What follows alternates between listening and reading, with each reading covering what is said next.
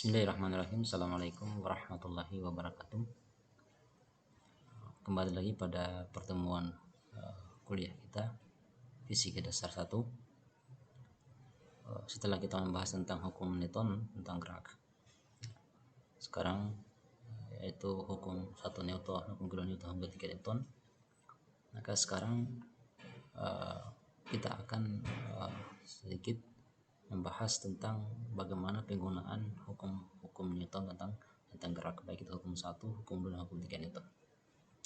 Nah, penggunaan hukum Newton ini kita akan buat dalam bentuk soal, lalu kemudian kita akan gunakan atau kita akan menyelesaikan menggunakan hukum Newton.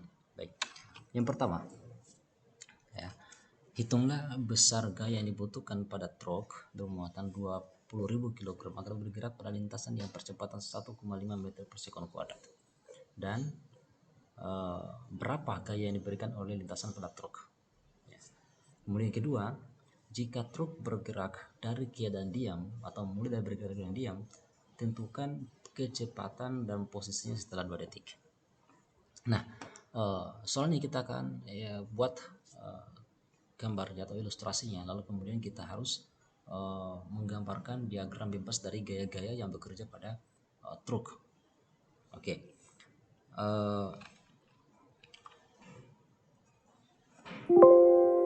Kita akan lihat ya. Kita ilustrasikan ya. Kira-kira T sama dengan 0, bendanya bergerak, truknya bergerak di percepatan A, dan kemudian setelah 2 detik ya, untuk pada soalan yang bagian ditentukan posisi dan kecepatannya setelah misalkan jarak D ya, berarti menentukan D-nya. Nah, pertama yang harus kita lakukan adalah membuat atau diagram bebas gayanya yang bekerja pada truk dan lintasannya, gitu ya. Nah, sehingga kemudian kita bisa menuliskan atau kita bisa menggambarkan bahwa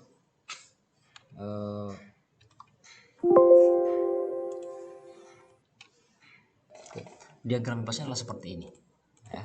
Anggaplah misalkan titik ini adalah sebuah objek yang truk, maka ketika dia diam berada di sini, maka di sana ada gaya yang bekerja ya, gaya normal yang arahnya ke atas, dan gaya akibat dari gravitasi yang arahnya ke bawah, dan gaya F yang arahnya pada sumbu horizontal.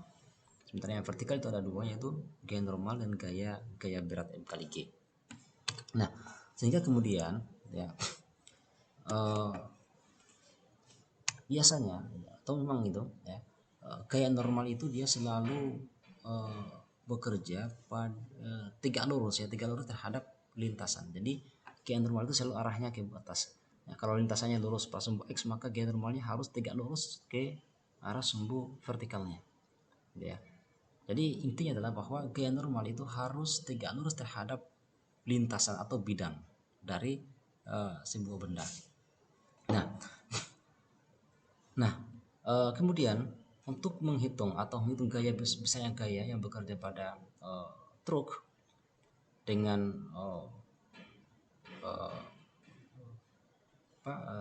massa 20.000 kg dengan percepatan 1,5 meter per sekon kuadrat, maka kita bisa menggunakan hukum kedua Newton pada bentuk komponen-komponennya, yaitu komponen Fx dan komponen Fy. Nah, sehingga kemudian kita bisa menuliskan untuk yang bagian A bahwa kita gunakan hukum kedua Newton dalam bentuk komponen-komponennya. Pertama, komponen sumbu X, yaitu sigma Fx ya.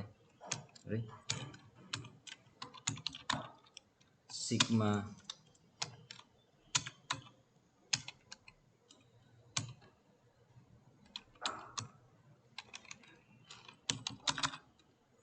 Fx ini sama dengan F sama dengan M kali A ya.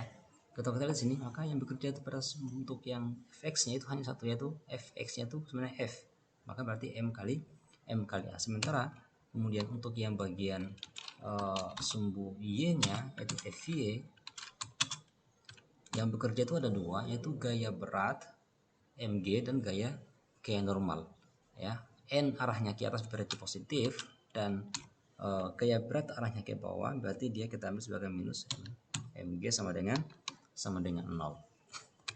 Nah, dari kedua persamaan ini maka kita akan dapatkan bahwa F-nya itu adalah bahwa F-nya itu sama dengan M kali A, ini sama dengan 20.000 ya, kilogram. Lalu saya kalikan dengan percepatannya itu 1,5 meter per sekon kuadrat, 1,5 meter per sekon kuadrat. Ya, ini kemudian sama dengan kita lakukan perkalian 20.000 kali 1,5 itu sama dengan 30.000 ya Newton. Sementara untuk yang gaya yang diberikan oleh lintasan pada truk ya, maka kita akan peroleh bahwa N sama dengan dari sini bahwa N kurang mg sama dengan 0, maka N sama dengan M kali G, ini sama dengan 20.000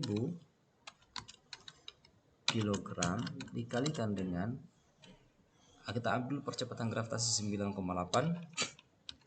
meter per sekon kuadrat, maka ini sama dengan 196.000 Newton. Oke, jadi kita sudah dapatkan ini. Kita buat ya.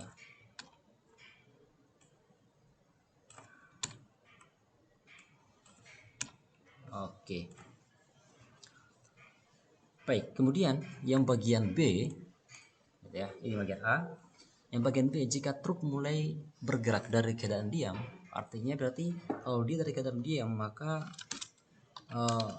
V0-nya itu berarti sama dengan 0 gitu ya. Pertama berarti V0 sama dengan 0 karena dari dalam keadaan diam. Oke, itu yang pertama. Kemudian waktunya itu adalah 2 detik ya, T sama dengan 2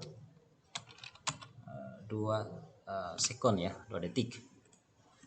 Maka berapa kecepatannya dalam posisinya setelah waktunya menunjukkan angka 2 detik ya. Maka kita ketahui bahwa ketika percepatannya itu konstan atau tetap, maka kita bisa menggunakan ya, jadi ketika A-nya itu konstan ya, maka kita bisa menggunakan bahwa V itu sama dengan V0 plus A kali T, dan juga kita bisa menggunakan bahwa X nya itu sama dengan V0T kali 1/2 AT kuadrat, seperti yang kita sudah bahas pada materi terkait dengan kinematika partikel. Nah, karena itu kemudian pada waktu 2 detik ya, maka kecepatannya itu adalah V0-nya sama dengan 0. Lalu saya percepatannya berapa? Percepatannya itu adalah 1,5 meter per sekon kuadrat. Jadi kita ambil ini 1,5 meter per sekon kuadrat. Lalu kemudian saya kalikan dengan 2 detik, yaitu waktunya.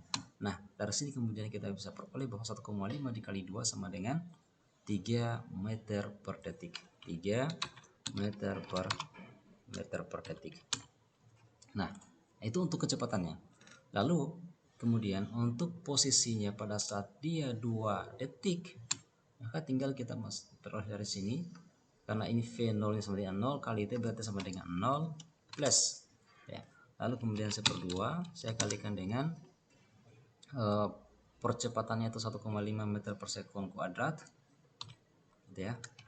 Lalu kemudian saya kalikan dengan T kuadrat, berarti 2 kuadrat sama dengan 4 gitu ya. Jadi 2 sekon kuadrat. Kayak ini sama dengan berarti karena 2 kalau berarti 4 kali 4 bagi 2 sama dengan 2, lalu 2 kali 1,5 meter sama dengan 3 meter ya, sama dengan 3 meter. Nah kalau yang ini ya, yang 3 meter per sekon itu kita ubah ke dalam bentuk kilometer per jam, maka akan kita peroleh, itu kita sudah bahas di tentang bagaimana konversi satuan, itu kita akan peroleh 10,8 km per jam. Oke, km per jam.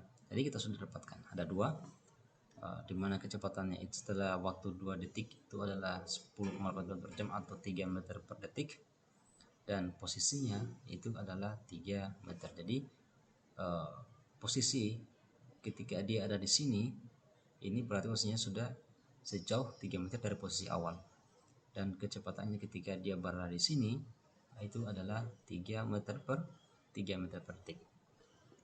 Oke, kira demikian.